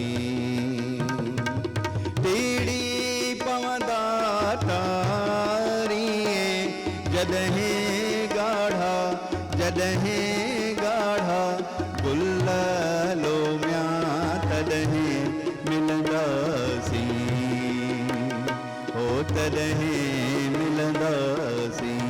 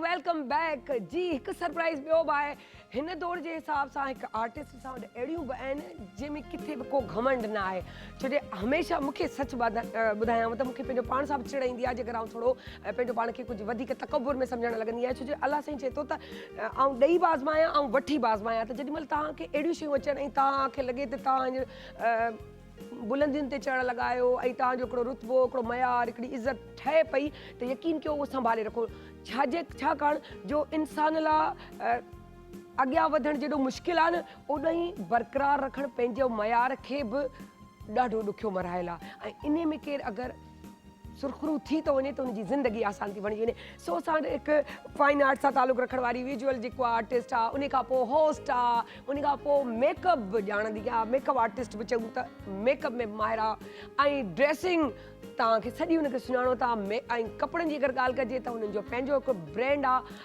मुंहिंजे ख़्याल साज़ जे नाले सां यकीननि तव्हां सुञाणे विया हूंदा केरु आहे। सो असांजे पाकिस्तान टाइम जी होस्ट बि आहे ऐं मुंहिंजी ॾाढी सुठी दोस्त बि आहे उनखे वेलकम था कयूं बाग पीरज़ादा।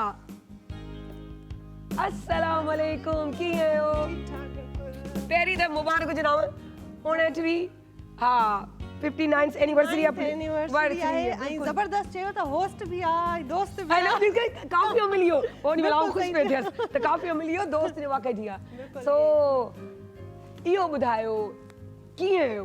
ठीक ठाक टाइम बिल्कुल कीअं कढां ॾाढा तव्हां बि ॾाढो मसरूफ़ था रहो सायरा लाइ त आहे। हर वक्त हाजिर थैंक यू बसि इहो ई प्यारु हूंदो आहे चवंदा आहिनि इहा ई पे ॻाल्हि कयमि त निवड़त आहे ऐं इहा निवड़त तव्हांखे अॻियां थी पहुचाए छो जे मूं मुंहिंजे हिकु वीलॉग में बि इहा ई ॻाल्हि कई त असां तक़रीबन कुझु महीननि जे गैप सां अॻियां पुठियां आया आहियूं ऐं अल्हम्दुलिल्लाह जेतिरी अलाह जो शुक्र अदा कयूं ओतिरो घटि आहे ऐं बाख ॾाढी एक्टिव ॾाढी ज़बरदस्त बाक़ी पंहिंजी जर्नी शेयर कयो कुझु ॿुधायो पीटीवीअ सां गॾु कीअं उहो टाइम गुज़रियो आहे माशाल्लाह केतिरो अरसो थी चुको आहे पीटीवी सां मूंखे सायरा मुंहिंजी लाइफ में पीटीवी जॾहिं खां दाख़िल थी त मुंहिंजे ख़्याल में 2 साल या 1 साल थियो आहे पर बिल्कुलु मुंहिंजो घरु आहे सम्झ वाह ईअं थो लॻे ॼण जीअं न ॿियो घरु हूंदो आहे हितां जा जेके बि माण्हू आहिनि घर जे भातियुनि वांगुरु आहिनि ऐं जेके होस्ट तव्हां सां या जेके डायरेक्टर्स आहिनि उन्हनि सां त हिकिड़ो पंहिंजो रिश्तो आहे पर इवन जेके टेक्निकली असांजी टीम आहे मतिलबु हर कंहिं सां बिल्कुलु घर जे भातियुनि वांगुरु रिश्तो आहे ऐं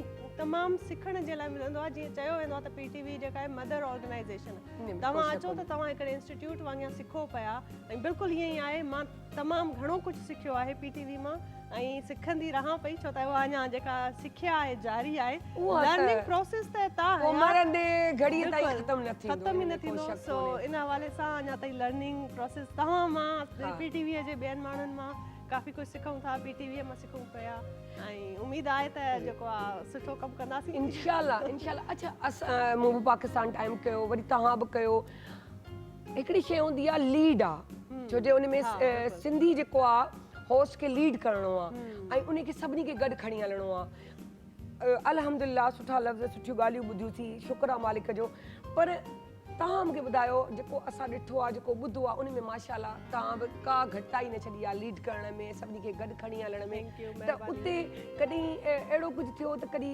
मूड बि ख़राबु थी वियो हुजे हालांकि तव्हांजी दोस्ती ॾाढी ज़बरदस्त आहे माशाल्लाह चईनी मूड मुंहिंजो बिल्कुलु ख़राबु सेट ते न थियो उहो त तव्हांखे थींदो कोन्हे इन ॻाल्हि जी गवाह आहे सॼी टीम हा इन में को शक कोन्हे मूड ख़राबु न थींदो आहे बिल्कुलु ऐं असांजो त हिकिड़ो पंहिंजो एॾो दोस्ती ऐं याराना वारो रिश्तो आहे न त उहो जेको टॉक बैक में प्रोड्यूसर जेको गाइड करे पियो उहो बि खिल भोग में कंदो आहे जो सभई ॿुधंदा आहियूं त ॾाढी खिल ईंदी ऐं मज़े जी ॻाल्हि उहो ई प्रोड्यूसर असांजो भाउ शकील भाउ हा उहो बिल्कुलु भाइरनि वांगुरु उन में बि काफ़ी मतिलबु ईअं न लॻंदो आहे त को दड़को ॾिनो या का डांट पड़ी आहे न माण्हू जो मूड ख़राबु थी वेंदो अहिड़ो को सीन न आहे ऐं वरी जेके बि पंहिंजूं मूंसां गॾु को होस्ट आहिनि उहे एॾियूं मिठियूं प्यारियूं ॿोलियूं ॿोलींदियूं आहिनि ॾाढी सभु ॿोलियूं नेचर बि ॾाढी सुठी बिल्कुलु त मूंखे त बिल्कुलु मुंहिंजी कोशिशि हूंदी आहे त न पॉज़िटिविटी क्रिएट कजे माण्हू जाॾे वञे पॉज़िटिव वाइब्स स्प्रेड करे त उनखे मिलंदियूं बि पॉज़िटिव वाइब्स त ॾाढो सुठो माहौल छो जे असांजो जेको प्रोड्यूसर आहे उहो आहे बेड़ो थधो जो हुनखे होश ॾियारणो पवंदो त तव्हां प्रोड्यूसर तव्हां दड़का ॾेई सघो था ऐं असां ॿुधण लाइ तयार आहियूं पर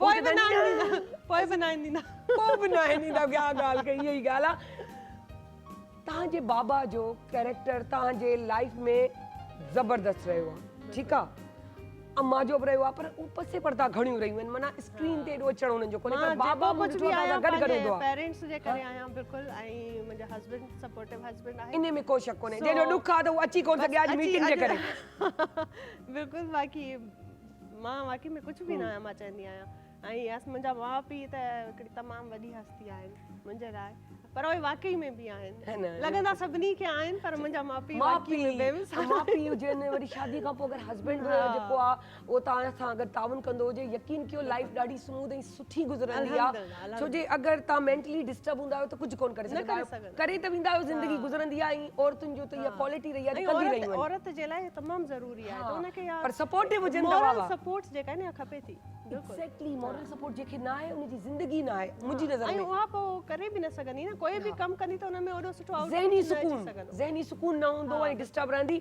सो असांजे लाइ हिकु सरप्राइज़ बात आहे बाख़लाब त असां उन्हनि जे पेरेंट्स खे बि घुरायो आहे हिते हा जी असां उन्हनि जे पेरेंट्स खे बि घुरायो आहे ताकी अॼु हिननि जो मिलाप अची विया साम्हूं पहिरियों भेरो बिल्कुलु आया आहिनि बिल्कुलु अची चुका आहिनि पहिरियों भेरो पीटीवी ते लाइव उन्हनि बाग सां हूंदा ऐं बाग जूं सभु ॻाल्हियूं कढाईंदासीं इंशाल्लाह शादी सां करे ताकी एॾी सुठी आहे कुझु त नंबर घटि कयां सो वेलकम थी कयां ऐं उन्हनि जे अम्मी ऐं बाबा खे सो अस्सलाम वालेकुम कीअं आहियो सर ठीकु ठाक प्लीज़ प्लीज़ अचो अचो अचो अचो अचो अचो अस्सलाम वालेकुम आंटी कीअं आहियो ठीकु शुक्र अल्लाह केॾी मुश्किलनि सां तव्हांखे हथु कयो आहे शो में है न हा मूंखे इहो ई डपु थी न त असां ॾाढी कोशिशि कई असांजी सॼी टीम त इन्हनि खे असां कैप्चर करे सघूं ऐं तव्हां सां गॾु विहारे सघूं सो सभिनि में पहिरीं बाक़ कहिड़ी पहिरीं त वेलकम था कयूं सो अस्सलाम वालेकुम ॾाढो सुठो पियो लॻे ईअं थो लॻे त बाक़ जन मुंहिंजा माउ पीउ अची विया आहिनि हालांकि उहे हिन दुनिया में कोन्हे अलाह उन्हनि खे जन्नतुल फिरदौस में आला मुक़ाम ॾे पर चवंदा आहिनि सभिनी जे माउ पीउनि खे पंहिंजो माउ पीउ सम्झो त यकीन कयो ईअं लॻंदो आहे त जहिड़ा पंहिंजा सर शाह मोहम्मद पीरज़ादा वॾो नालो वॾी शाइरी जा लेखक आहिनि ऐं सिंधी अदब में हिकिड़ो वॾो नालो अथनि ऐं उन खां पोइ न सिर्फ़ु इहो त हिकिड़ी कमु करणु थियो पर सुठे किरदार जा मालिक सुठा पीउ सुठा भाउ सुठा हस्बैंड ऐं सुठा नाना या ॾाढा बि यकीनन है न ऐं ॿ बुक्स जेके आहिनि बहुत ॿ बुक्स बि हिननि जूं शाया थी चुकियूं आहिनि ऑटोबायोग्राफी बि लिखी अथनि ऐं शेख अयाज़ जी शाइरीअ जो पोइट्रीअ जो ट्रांसलेट तर्जुमो बि कयो अथनि ऐं उनजी छो जे तव्हांखे मज़े जी ॻाल्हि ॿुधायां छो जे मुंहिंजी एॾी शाइरी सां न हूंदी हुई पर नाला कुझु ख़बर हुआ पर मज़े जी ॻाल्हि थी ॿुधायां जॾहिं बाक़ सां दोस्ती थी बाक़ जा नाला ई हू थिया त मुंहिंजो हस्बैंड आहे हीअ बाबा जो नालो ई सहुरो ई त मुंहिंजी धीअ रड़ कई मम्मी त वॾो ख़ानदान आहे छो जो शाइरी छो जो मुंहिंजी धीअ खे शाइरीअ सां ॾाढी दिलचस्पी आहे उहा मूंखां वधीक थी सुञाणे मज़े जी ॻाल्हि ॾिसो हा बिल्कुलु सभिनी जा नाला ई सभु सुञाणे थी ऐं पढ़ी बि अथई हा बुक्स पढ़ंदी आहे सो अम्मा बि उन्हनि जी वेठी आहे उहा हाउस वाइफ आहे पर सपोर्टिव वाइफ आहे सपोर्टिव वाइफ बि सपोर्टिव मदर आहे ऐं जेको आहे उन सां गॾु नानी ॾाढी बि आहे सो उन्हनि खे बि वेलकम था कयूं ऐं जेको आहे सर खे चवंदासीं आंटी खे चवंदा आंटी इहो ॿुधायो बाक़ कहिड़ी आहे तबियत पहिरियों पहिरियों उन जो कुझु ॻोल्हियां जेके भेणियूं कोन ॻोल्हींदियूं आहिनि पंजाब कहिड़ी थी आहे बाक़ सम्झ त इंस्पिरेशनल पैदा करण वारी शख़्सियत आहे माना हूंदी आहे त उतां जो माहौल ॼण त जहिड़ो थी पवंदो त नंढे हूंदे खां ई वठी उनजो हिकिड़ो सुभाउ या उनजी जेका चंचलता उहा सॼे ओड़े पाड़े में पेरेंट्स में असांजे पेरेंट्स खे उनजी उन खां पोइ माना हिनजी जेका नेचर हुई उहा मूंखे अंदाज़ो थियो त हिनखे जेतिरो फ्री सघिबो ओतिरो हीअ फ्लरिश कंदी बिल्कुलु त उन जे करे मां जॾहिं अञा 8हीं 9हीं में ई हूंदी हुई त मां हिननि खे मोकिलुनि में का न का एक्टिविटीअ जे लाइ उनखे इन्वॉल्व कंदुमि सभिनी ॿारनि खे त हिननि माना मेकअप आर्टिस्ट हिन स्कूल जे दौरान सिखियो या फस्ट असां वटि ड्राइविंग हिन पाण उन्हनि ॾींहंनि में सिखी इंग्लिश बहितर करण जा हिन क्लासिस वरिता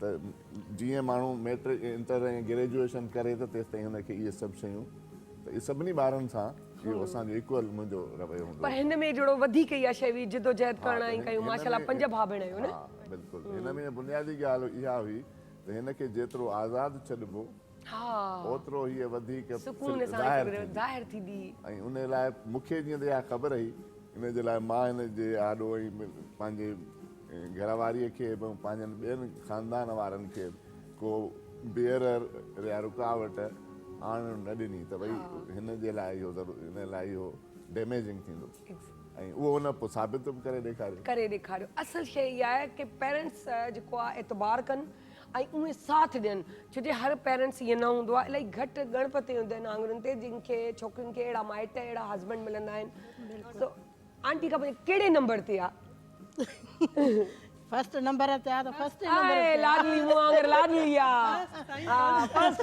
पर आऊं वडी आया पहले बार माशाल्लाह आई वो पोको लाउंज में का जगह ठहल हुंदी सोफा ते जबल ये इंदी हुंदी ते को बैठल हुंदो वो बुथी विंदो तो ताणे नहीं जगह है ना ये कुछ थींदो आ बाका या न थींदो ये अच्छा मोडी ये थींदो मोडी ये थींदो ॾाढो हिकिड़ो मज़ेदार हिकिड़ो हूंदो आहे न त फर्स्ट कपिड़ा जॾहिं बि ईंदा हुया सर्दी जा गर्मियुनि जा त अॻ में मां चूज़ कंदी हुयसि सभिनि मां सुठो वॻो मां खणंदी हुयसि पोइ वरी हिकिड़ी मुंहिंजी ॿी भेण उहा खणंदी वरी अम्मी खणंदी वरी जेका मूंखां पोइ वारी भेण आहे न सेकेंड नंबर वारी उहा एॾी सादी आहे उनजे लाइ जेको बचंदो हो न उहा उन में ख़ुशि हूंदी अच्छा मज़े जी ॻाल्हि वरी आऊं इहा वरी सादी घर में ऐं हमेशह मां पंहिंजी शॉपिंग पाण करे ईंदी हुयसि शादी खां अॻु में मतिलबु ॾाढो मज़े सां करे करे करे जॾहिं अम्मी पंहिंजो जोड़ो वठी ईंदी न मां चवंदी हुयमि पंहिंजे लाइ त घणो वठो सुठो वठो त यार मां इहो बि मां खणंदसि पोइ अम्मी जा जोड़ा बि मां ई खणंदी हुयसि न न अब मुंहिंजो वरी उलट हो ईअं लॻंदो पहिरीं थी करे बि लॻंदी लास्ट में वेचारी ठीकु आहे अम्मी जेको बची पए ठीकु आहे अम्मी पुटु हींअर ही वॻो हाणे साॻियो पाए छॾ शादी मां पातो अच्छा अम्मी पाए थी ॿियो न वठजंदी बाक़ा अगरि मूंखे इहो खपे इवन हाणे बि असांजी शादी थी वई आहे असां सभिनी भेण भाउ जी शादी थी वई आहे असां सभई भेनर पंहिंजे घर आहियूं न मतिलबु इस्लामाबाद वेंदा आहिनि या लाहौर वञे उतां कुझु आणे कपिड़ा आणे हा माना मूंखे ॿुधाईंदी आहे त आया आहिनि त अचे ॾिसी वठि पोइ उहा अलॻि ॻाल्हि आहे मसरूफ़ियत जी वजह सां अॼुकल्ह मां एंड में खणंदी आहियां छो त मूंखे वञी कपिड़ा को टाइम त हुननि जो बचणो आहे न वेचारनि जो इहो हक़ हुननि जो मां आहे किथे थी वरी इहा गोड़ कंदी त मूंखे पहिरीं छो कोन ॿुधाई मूंखे ॾिसणो पर हाणे समझदार थी वई आहे इलाही बाक़ी ॿाहिरि तो निकिरी इलाही शयूं निकिरनि थियूं कॾहिं अहिड़ो कुझु थियो जो तंग कयो हुजे त हणास चपाट या दड़को ओ माय गॉड घणो ॾाढो दड़का त मां अञा ताईं बि ॾींदी आहियां मुंहिंजो चाइल्डहुड अच्छा मुंहिंजो यम्मी जो हमेशह टसर रहंदो ऐं अबू जेको आहे विच ते पोइ को हिकिड़ो फ़ैसिलो कंदो ईअं थींदो या ईअं थींदो मुंहिंजे घरवारीअ जी जेका ट्रेनिंग आहे या जेको हुनजो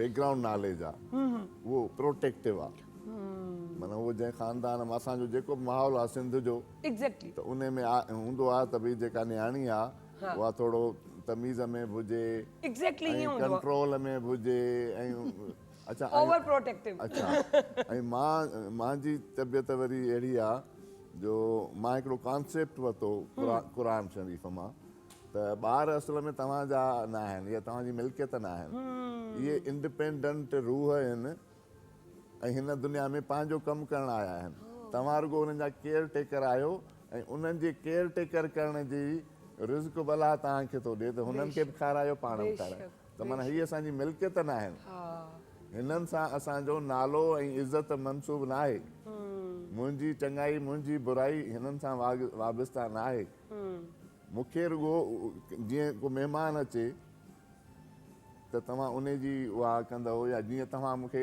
का अमानत छॾे वञो त मूंखे उन अमानत खे मिल्कियत न सम्झणु घुरिजे संभालजे हुई अमानत सम्झी करे मिल्कियत न सम्झिजे तव्हां चओ त मूंखे एमरजेंसी आहे मां वञा थी हे मुंहिंजा ज़ेवर आहिनि इहे त रखो मां महीने ज़मीन बि नथी निकिरे अचनि तव्हां ज़मीन बि चए थी त जिते आहिनि उते रहनि छो त मालिक अची वठनि हाणे मां चवां तव्हां आयो मां चओ त फ़िलहालु त मां खपाए छॾिया आहिनि पोइ ॾींदोमांव औलाद बि ईअं आहे 3 शयूं तव्हांखे अमानत जे तौर ते थियूं मिलनि साह दौलत ऐं औलाद साह वारो बि वठणु ईंदो त तव्हांखे उज़ुर न आहे करिणो त सुभाणे अचिजां सही ऐं दौलत बि तव्हांजी न आहे या तव्हांखे मिले थी त तव्हांजे वसीले अलाह जे बंदनि ताईं पहुचे ऐं उन में प्रायोरिटी ॿारनि जी आहे बिल्कुलु ऐं ॿार जेके आहिनि न इहे त टोटली डिफरेंट मखलूक आहिनि तव्हांजे करे माना इन्हनि जे करे तव्हांजी निजात थी सघे I don't know who she is सही माना जेनेटिकली मुंहिंजी धीउ आहे पर आलम अरवाह में केरु आहे आई डोंट नो सही त मां हुनजे आॾो का बाउंड्री क्रिएट नथो करे सघां हुनखे जंहिंखे असां अंग्रेज़ी में इंट्यूशन चवंदा आहियूं न विजदान या छहों हिस्सो उहो कुदरत हलाएसि थी उहो हुनखे जेको इंट्यूशन आहे ऐं उहा जेका छहीं हिसा उहा हुनखे मां न ॾिनी आहे उहा हुनखे कुदरत ॾिनी ऐं उहा हुनखे रस्तो थी ॾेखारे बेशक बेशक हाणे जेकॾहिं हो थो चएसि त भई तमामु हिकिड़ी गिलिटरिंग ऐं शो बिज़नेस जी हुन दुनिया मां लंघे ॾेखार त असां कीअं झलींदासूं त न लंघे ॾेखार मथां हुनजो इम्तिहान हितां ई हुजे क्या बात है ज़बरदस्त असां अॻु में ई चऊं त इहा त ख़राबु दुनिया आहे पहिरीं खां ॾेजारे छॾियूं त भई असां कोन था थियूं अलाह मोकिलियो अथसि त मूंखे हिनखे आज़माइणो आहे त हीअ मतिलबु हिकिड़ो आर्ट वर्क करे जेके ज़माने में बदनाम कम आहिनि उहा हीअ करे त ॾिसां त कीअं थी करे पोइ कीचड़ में कमल खिलंदो आहे सो उहो कमल वारो कमु पई करे न ज़बरदस्त अच्छा सर मां सभिनी ॿारनि खे ईअं ट्रीट कंदो आहियां इहा शइ ॾाढी सुठी कई अथव छो जे लाज़मी आहे अगरि वरी उहा ई ॻाल्हि थी वेंदी त पेरेंट्स जो सपोर्ट तमामु ज़रूरी आहे ऐं उन खां पुछंदासीं पंहिंजो बाख खां बाख पोइ इन ॻाल्हि में कॾहिं घर में ईअं कोन थियो मतिलबु भाभण बाबा तव्हां हिन खे त वधीक था चयो वॾी थियण जो नाजाइज़ फ़ाइदो थी खणे है न न न ईअं न थींदो असां वटि ईअं आहे त असां 5 भाउ भेण आहियूं ऐं हर को सम्झंदो आहे त जेॾी असांखे माउ पीउ सपोर्ट कई आहे न ओॾो ॿियनि भाउ भेण खे न कई। हर कंहिंखे लॻंदो आहे त असां पंहिंजे अम्मी अबू जा वधीक लाडला आहियूं। मूंखे लॻंदो आहे त मां मुंहिंजी जहिड़ी मुंहिंजी अहमियत वधीक ओड़ी मां इवन मां पंहिंजनि भाइरनि खे बि चवंदी आहियां, मां चवंदी आहियां माना मां खे न पुट वांगुरु पालियो आहे अम्मी अबू। तव्हां में उहो मज़ो न आहे। तव्हां उहो मर्द माण्हू थी करे मतिलबु उहो नथा करे सघो फ़ैसिलो न कोई बि सो खिलंदा आहिनि। सो मां चवंदी आहियां त जहिड़ी माना मूंखे त टे असांजूं धीअर आहिनि, हाणे पंहिंजे बिहेवियर में टई मुख़्तलिफ़ बिल्कुलु बिल्कुलु यकीनन ये जेका बाग आहे न इहा मतिलबु टू फास्ट आहे, सही आहे। ऐं जेका ॿियो नंबर आहे उहा टू डोमेस्टिक आहे, ओके। ऐं जेका टियों नंबर आहे उहा वरी मतिलबु उनजो माइंड कॉर्पोरेट माइंड आहे, मल्टी टास्किंग। माना ख़ानदान में कुझु बि थिए त हुनजे लाइ ॼण त माना she could be a good manager or whatever like, पर फ़िलहाल उन घर ऐं ॿार ऐं शादी जो थी वई आहे त उहा करे लाज़मी ॻाल्हि आहे। हा उहो बि हिकिड़ो चैलेंज ई आहे। हा, पर इन्हनि जो मतिलबु इहो न आहे त इन्हनि टिनी मां भली केरु आहे। माइट खे त सभु भला न, जनरली इंसान भला ऐं किना न आहिनि थींदा, उहे रुगो मुख़्तलिफ़ थींदा आहिनि। सही, बिल्कुलु सही चयो, बिल्कुलु ज़बरदस्त। ये मुख़्तलिफ़ आहे, उहो मुख़्तलिफ़ आहे, पर अल्टीमेट जेको कॉन्सेप्ट ऑफ लाइफ आहे उहो असांजे तरफ़ां टिनी खे हिकु जहिड़ो मिलियो। क्या बात। तव्हां पंहिंजी पूरो कमु ईमानदारी सां कयो। चवंदा आहिनि न त औलाद जेको आहे माइट जी ख़िदमत कंदो आहे त उहो उनजो फ़र्ज़ु आहे, पर उन फ़र्ज़ जे बदिले में भला साईं असांखे ॾिए थो त असां पंहिंजे माइट जी ख़िदमत कई त बोनस जे तौर ते असांखे उहे शयूं उन्हनि वटां मिलनि थियूं। तीअं ई जीअं तव्हां ॿुधायो त अमानत आहे, ऐं अमानत में त ख़यानत जो कॉन्सेप्ट ई कोन्हे, ऐं जे कई त सम्झ उहो वियो। हिकु टाइम हूंदो आहे जॾहिं नालो हूंदो आहे माइट जो, पीउ जो, चाहे वाइफ हुजे हस्बैंड हुजे, भई उनजो नालो आहे, हिकिड़ो मयार आहे, भई फलां जो घर फलां जो घर। पर हिकु दौरु आयो ऐं जेको नज़र बि असांखे बचे थो, बाक़ पीरज़ादा जो पीउ, इहो जेॾी महिल ॿुधो, छो जो चवंदा आहिनि औलाद जो ॿुधबो आहे त वधीक फ़ख़्रु महसूसु थींदो आहे, सीनो चौड़ो थी पवंदो आहे। इहो टाइम जॾहिं आयो त तव्हांखे छा पियो फील थियो? तव्हां छा पियो फील कयो त छा मुंहिंजी महिनत रंग आंदी आहे अॼु? हाँ बिल्कुलु, इन जे लाइ उनखे उन जाइ ते प्रोमोट ऐं प्रोजेक्ट ऐं सजेस्ट ई मां कयो। अॼु उनजो टाइम हो त भई तोखे जीअं मां तव्हांखे ॿुधायो न, अञा इहे मैट्रिक में न पहुती हुई त हिनखे असां हिकिड़ो मेकअप जो कोर्स करायो। मतिलबु का स्किल हुजणु ज़रूरी आहे। इहा आइडिया अबू जी हुई। अच्छा, हाणे अच्छा उन खां पोइ हिनजी जेका टेंडेंसी फाइन आर्ट्स वारी, त मां हुनखे चयो त भई मसइलो इहो आहे त जेकॾहिं महांगनि यूनिवर्सिटियुनि में वञण जी ज़रूरत न आहे, पब्लिक यूनिवर्सिटी में वेंदे त मां हिनखे कराची यूनिवर्सिटी मां कराई। अच्छा, उन खां पोइ वरी हिन पाण ई हाणे मां जो तूं आर्टिस्ट आहे, क्वालिफाइड आर्टिस्ट आहे, हाणे तूं ॿुधाए हाणे पेंटिंग बि कंदी आहे, वरी ड्रेस डिज़ाइनिंग बि कंदी आहे, बिल्कुलु, वरी मेकअप आर्टिस्ट बि कंदी आहे, वाह वाह वाह, ऐं इंडिपेंडेंट वुमन कंप्लीट सेंस में बिल्कुलु आहे। हिन लाइ हूअं असांजूं भेनर बि आहिनि, ॿियूं बि आहिनि, पर का न का कंहिं न कंहिं सबब जे करे जॉब अध में छॾे हुनखे मतिलबु थींदो आहे त हिन उहे सभु शयूं। अच्छा, हिकिड़ा हूंदा आहिनि जिनखे मल्टी टास्क ॾिनो वञिबो आहे त ॾिसूं करे था, हिकिड़ा हूंदा मल्टी टास्कर हूंदा आहिनि, ऐं मुंहिंजी पर्सनल जेके व्यूज़ आहिनि उहो इहो आहे त हीअ मल्टी टास्कर कुदरती आहे। हा, मां पाण यादि आहे न सोशल मीडिया ते इहे सभु शयूं प्लान कोन हुयूं त मूंखे हे करिणो आहे, हे करिणो आहे, हे करिणो आहे। बसि मुंहिंजी हींअर बि मां वेठी आहियां न, मुंहिंजी सुभाणे दिलि चवंदी त मां मतिलबु डांसिंग क्लासिस वठां त मे बि मां हली वञा। मतिलबु अहिड़ो को मां प्लान न कयो आहे त हे मूंखे नाहे करिणो या वरी हे मूंखे करिणो आहे। त इहे शयूं जेके लाइफ में जीअं अचनि पियूं न, उन हवाले सां पोइ मुंहिंजो जेको आहे उहो थींदो आहे। ऐं मां कंदी आहियां, ऐं घर वारा सपोर्टिव आहिनि, माशाल्लाह अल्हम्दुलिल्लाह सपोर्ट कंदा आहिनि। सो बसि ऐं कुझु न कुझु नओं सिखणु ऐं नए कंहिं न कंहिं फील्ड में वञी पंहिंजो पाण एक्सप्लोर करणु, इहो ॾाढो जेको आहे मां सम्झंदी आहियां ज़रूरी आहे। ऐं तव्हां वञो था, सिखो था, बेशक तव्हांखे पोइ वञण खां पोइ फील थिए थो त ॾुखियो आहे, तव्हां नथा करे सघो, त बेशक तव्हां वरी पोइ न कयो, कुझु ॿियो कयो। पर छा मां ॻाल्हि कई? पर इहा ॻाल्हि आहे पिक्चर्स में तव्हांजो हलंदाव पियूं स्क्रीन ते ॾिसो ऑन एयर बचपन जो छा ॻाल्हि कजे अबू जी वाह शादी। वाह तव्हांजे अबू जी शादी ऐं हा तव्हांजे बाबा जी शादी दैट इज टू मोस्ट ऐं हस्बैंड आहिनि टू मोस्ट हा, इंपोर्टेंट नालो बि ॿुधायो ऑफ माय लाइफ जी बिल्कुल अच्छा बाख जो नाना आहिनि ही मुंहिंजा नाना आहिनि, जी, जी। बिल्कुलु ऐं अच्छा ही पेर मानी थींदी आहे न सिंधियुनि में असांजी हा, हा। ॿार अञा विख खणणु शुरू कंदो आहे त उहो थींदियूं आहिनि उहा रस्म हुई उहा अच्छा ही अवार्ड पे मिले बाख खे पहिरियों पहिरियों 5 क्लास में मां बिल्कुलु फर्स्ट आई हुई ही हस्बैंड वाइफ यानी No, no, कि ये हिननि जा अबू बाबा आहे ऐं मुंहिंजे अम्मा भाउ आहिनि मुंहिंजे या भाउ जी बाखा शादी मां आहियां बाखा न ओई ये मां आहियां बिल्कुलु डिफरेंट आहे हिते बि ॾिसो गॾु पंहिंजे हस्बैंड पंहिंजे बाबा सां गॾु आहे छो त इहे जेके हिन जूं पिक्स आहिनि आउं बि ॾिसंदी हे आहियां असां ही किथे ॿाहिरि हिते, निकितल हा, आहिनि न ये खेवड़ा जेको आहे न उते हासी अच्छा ज़बरदस्त सॉल्ट माइन जिते आहे न उते स्कूल स्कूल में आई वो स्पोर्ट्स में मां विनर हूंदी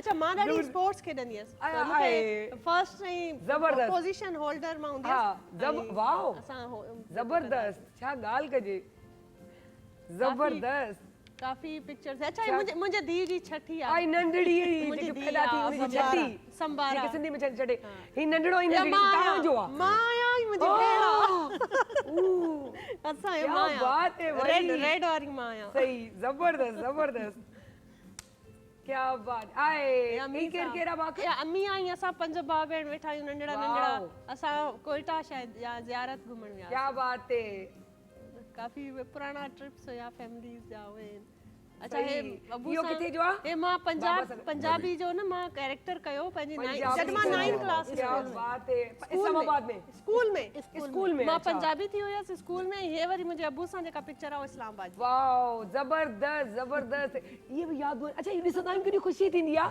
तव्हां आंटी ॾिसंदा हूंदा जंहिं महिल फारिग थींदा हूंदा अच्छा हिकिड़ो सवाल मुंहिंजी माउ त ईअं हूंदी जंहिं महिल चई छॾियो अम्मा अचूं पिया फोन किथे पहुता आहियो किथे पहुता आहियो ईअं ई केॾी महिल पहुचंदा मानी बि तयार कराए छॾी अथमि अच्छा 4 ॾींहं गुज़रिया हाणे आदत थी वई अकेले ते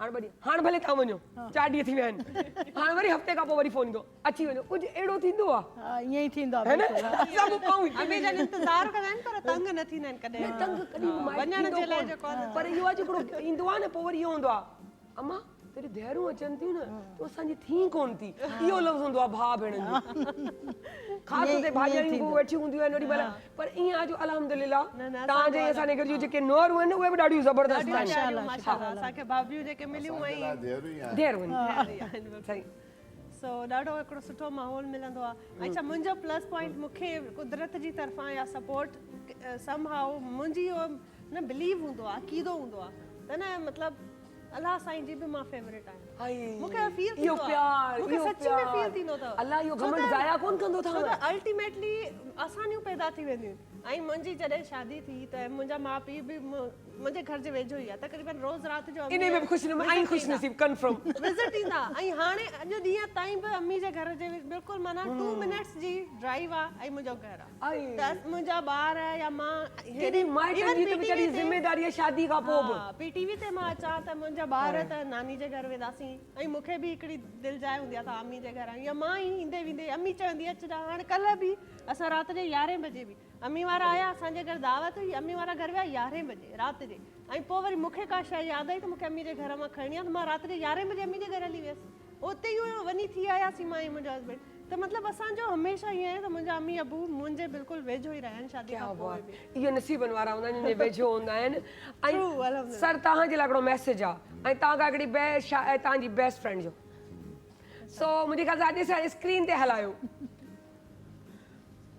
आंटी अत्या अच्छा मुंहिंजो बेस्ट फ्रेंड आहे मुंहिंजो सोलमेट आहे ऐं असांजी दोस्तीअ खे 35 सालनि खां वधीक अर्सो गुज़री चुको आहे ऐं असां ॿिन्ही हिक ॿिए जे ज़िंदगीअ जा इलाही सारा फेस ॾिठा आहिनि ऐं मुगर हमशान जे चहिरे ते को मास्क पातल न ॾिठो आहे ऐं बल्कि एतिरनि सालनि जे अंदरि केतिरनि ई माण्हुनि जे चहिरनि जा मास्क लहंदे ॾिठा आहिनि पर शाहन पंहिंजे रवैयनि में जहिड़ो हो जीअं बि हो जंहिंजे करे असांजी दोस्ती थी हुई या मां उनखे उनजी दोस्तीअ जे करे उनजी शख़्सियत खे पसंदि कंदी हुअसि उहे ख़ूबियूं हुन जूं पाण पॉलिश थींदियूं हुयूं वक़्त सां गॾु ऐं उहो उन्हनि में उहे ख़ूबियूं वधीक निखिरजी आयूं हू उन कॾहिं बि इन ॻाल्हि जी प्रचार कान कई त हू फेमिनिस्ट आहे या हू सोशलिस्ट आहे या उनजो लिबरल सोच जो आहे न, उन कॾहिं उनजी प्रचार कान कई, पर अमली ज़िंदगीअ में हुन साबित कयो त उहो अहिड़ो ई आहे।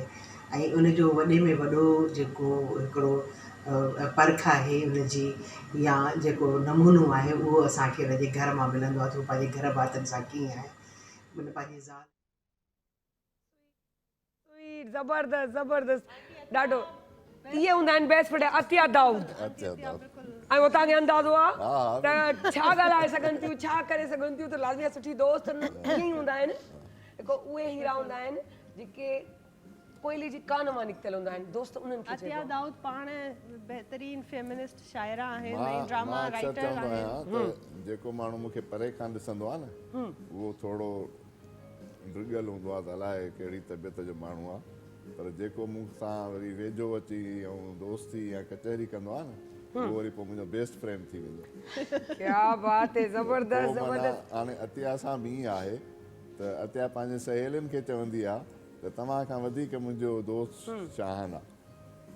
माना जेके उन पंहिंजूं सहेलियूं हूंदियूं आहिनि हा त उन्हनि सहेलियुनि खे ईअं चवंदी आहे त तव्हां मुंहिंजूं सहेलियूं आहियो, पर उन खां बि वधीक मां कंफर्टेबल शाहन सां हूंदी आहियां, का बि ॻाल्हि करण जी। अबू खे शाहन चवंदा आहिनि, शाह मोहम्मद नालो शाहन, अथसि, शाहन इहो बि प्यार जो अंदाज़ आहे। पंहिंजा इते जेलसी कोन करी कई मां इहा वॾी कहाणी अच्छा उहा वरी इहा सॼी कहाणी हाणे ख़बर मूंखे हूंदी इहा आहे। इहा इहा ज़बरदस्त अंडरस्टैंडिंग। मतिलबु असांजूं जेके बि दोस्त आहिनि या जेके बि इवन मां जेकॾहिं चवां मां जेका शाइरी कंदो आहियां ऐं उन में जेके रोमांटिक शाइरीअ जा पस मंज़र आहिनि उहा बि मुंहिंजी ज़ाल खे ख़बर आहे।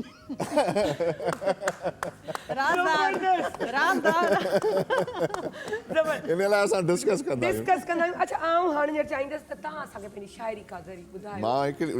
मां पहिरियों त तव्हां सां चाहींदुमि ॻाल्हाईंदासीं, बाक़ाइदे अलॻि सां हिकिड़ो थींदो, छो जो तव्हांजो जेको ॻाल्हाइणु आहे उहो हिकु उत्साह पैदा पियो करे, हिकु ॼाण पियो ॾिए, ऐं असांजे व्यूअर्स खे बि लाज़मी ॼाण घुरिजे त असांजा सिंधी पोइट या सिंधी माण्हू जेके आहिनि उहे केतिरा मतिलबु उन्हनि खे अवेयरनेस आहे, केतिरी ॼाण ॾेई सघनि था, केतिरो सम्झाए सघनि था, उहे पासे ते छो आहिनि, उन्हनि खे नुमाया छो न कयो वियो आहे, त असां उन्हनि खे इहो आहे PTV नेशनल जो कमाल, त असां उन्हनि खे हाणे नुमाया रखंदासीं ऐं इन्हनि खे स्पेशली दावत ॾींदासीं त अचनि अची कचहरी कनि असां सां। जी सर। हाणे मां पहिरियों तव्हांखे नज़म थो ॿुधायां जेको मां बाख जे शादीअ ते लिखियो। बाख जी शादी थी हा त मां उनजी शादीअ ते उनखे नज़म पेश कयो। वाह सर, तव्हां पंहिंजी आवाज़ में। हा। हिकिड़ी हसीन सोच तसवुर में हुई रही, वाह। हिकिड़ी हसीन सोच तख़युल में हुई रही, उनखे बयान करण लाइ मूं शाइरी कई। वाह वाह। हर कंहिं पुछो त केर इहा केर थी लॻे, हर कंहिं पुछो त केर इहा केर थी लॻे, सा ॾिठ जी हूंदे बि मगर अणसली रही। सो हुस्न नेठि रूप वठी मुंहिंजे घर लथो, सो हुस्न नेठि रूप वठी मुंहिंजे घर लथो, ऐं खीर जहिड़ी लीक उफ़क़ ते कढी वियो। बाख हिन जो नालो आहे न, त उहा खीर जी लीक सिल्वर लाइनिंग, ऐं खीर जहिड़ी लीक उफ़क़ ते कढी वियो। हिकु नओं सफ़र शुरू थियो मुंहिंजे हयात जो, ऐं विख विख गुल टिड़िया ॾींहं राति जो। मूंखे ॾिनाई फ़रहतुनि ऐं राहतुनि जो समुंड, जंहिंमें टुॿियूं हणी मां तवानो सदा रहियुसि। कावड़ न मूंखे आई थधो ईअं थी वियुसि, हर कंहिं लाइ मुर्क मुंहं ते ओढे सदा रहियुसि। टहक हिन जा सदा सुरहाण वास ॾियनि, टहक हिन जा सदा सुरहाण वास ॾियनि, लुड़क हिन जा मुंहिंजे अंदर जो चीर फाड़ कर। मुंहिंजे मिज़ाज मुंहिंजे अमल जी इहा कुंजी, अॼु हिकु नई तख़लीक़ जे लाइ मूं सुपुर्द कई। आहे दुआ त हुस्न में हुन जे बका रहे, पंहिंजे वजूद साण उजाला वञी करे, हिन काइनात खे नई ख़ैरात हुअ करे। मुंहिंजे हयात जी अथव बाख सभु ॾिसो हीअ कुंवार मुंहिंजे प्यार जी आ साख सभु ॾिसो। क्या बात है। आऊं वाकई खुश नसीब। बिल्कुल माशाल्लाह ऐं मां पंहिंजी शादी में न जॾहिं रुख़सती थींदी आहे न कोन रुनी आहे अबू जे शाइरी पढ़ी त रोई वेठी त मां चयो एॾो प्यार, मां एॾो रोई प्यार। न पई यार अबू जी शाइरी छो पढ़ी आहे।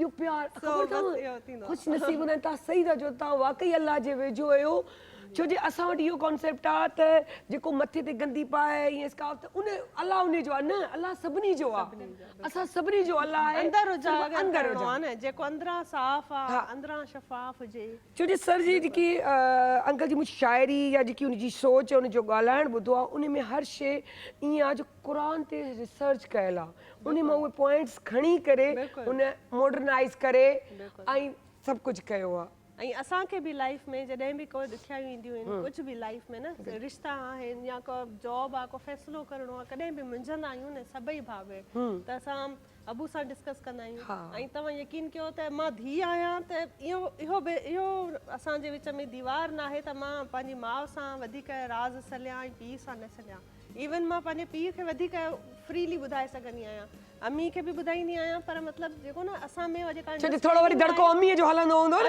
हा त बाबा सां माण्हू फ्रेंडली ॻाल्हाए थो वञे इहा सच आहे उहो सेंस आहे ई कोन त मां धीउ आहियां त मां पंहिंजूं फीलिंग्स माना पीउ खे कीअं ॿुधायां असां हर शइ शेयर ऐं अबू ईअं ई मतिलबु इनलाइटन कंदो आहे ऐं मां त चवंदी आहियां त असां ख़ुशि नसीब आहियूं पर जीअं तव्हां ई फील कयो पिया न माना ॿ घड़ियूं वेही मूंखे लॻे थो मुंहिंजो पंहिंजो घर आहे ऐं असांजो हिकिड़ो बिल्कुलु फैमिली में मूंखे यादि न पियो अचे त इहो कंहिं चयो पर मूंखे हुनजो इहा लाइन यादि आहे त अबू जे नाले हुननि चयो त मतिलबु शान फर्द न आहे मौजज़ो आहे कुझु माण्हू मौजज़ा हूंदा आहिनि ऐं दिस इज़ ट्रू इन करे न पई चवां त मुंहिंजो पीउ आहे न जेको सच आहे पर मतिलबु हिकिड़ा कुझु माण्हू अहिड़ा हूंदा आहिनि वाकई में जंहिंखे सपोर्ट हूंदी आहे मतिलबु मथां उन ज़ात जी तरफ़ां को उन्हनि जो कनेक्शन भलाई हूंदी आहे जेकी मिलंदी आहे भलाई हूंदी आहे पोइ जंहिंसां वेहनि जीअं वेहनि जंहिंखे ॻाल्हाइनि त मतिलबु ईअं लॻंदो आहे त ॼण असांजा सभु मसला हल थी विया so we are blessed to have him and my parents both ऐं अम्मी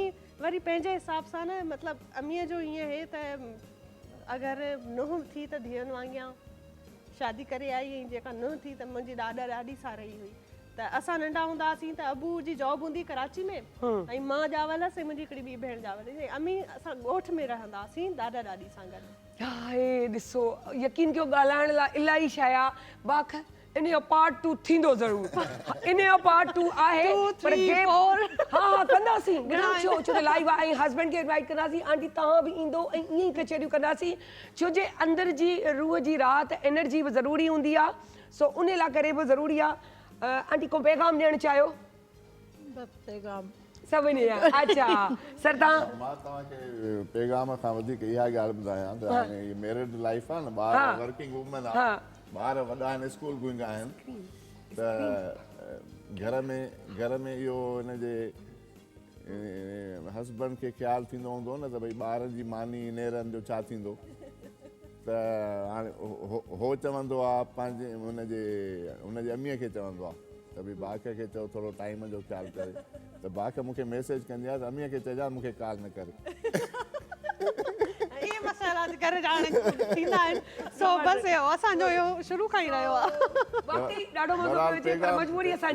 पैगाम इहो आहे त सभिनी ॾिसंदड़नि जे लाइ त हीअ अलाह जी मख़लूक आहे ऐं तव्हांखे बि ख़बर कान्हे त तव्हां केरु आहियो ऐं तव्हांजे घर भातियुनि जी बि तव्हांखे ख़बर न आहे तव्हां केरु आहियो इन जे लाइ उन्हनि खे उहे अमानत वांगुरु पंहिंजी निजात इन में आहे त उन्हनि खे अमानत वांगुरु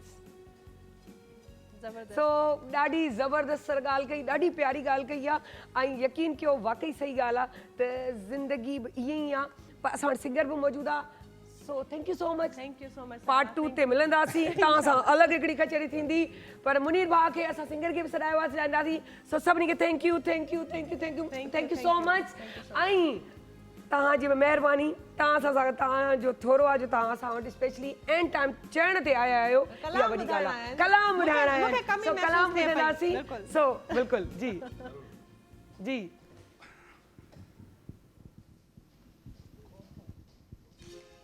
हलो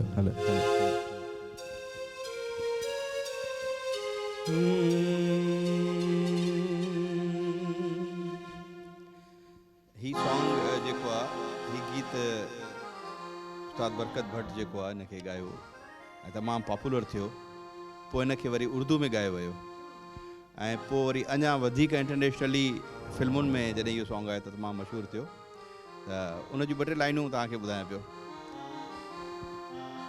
हे हे हे ला ला ला ला ला ला हो ला ला ला ला ला ला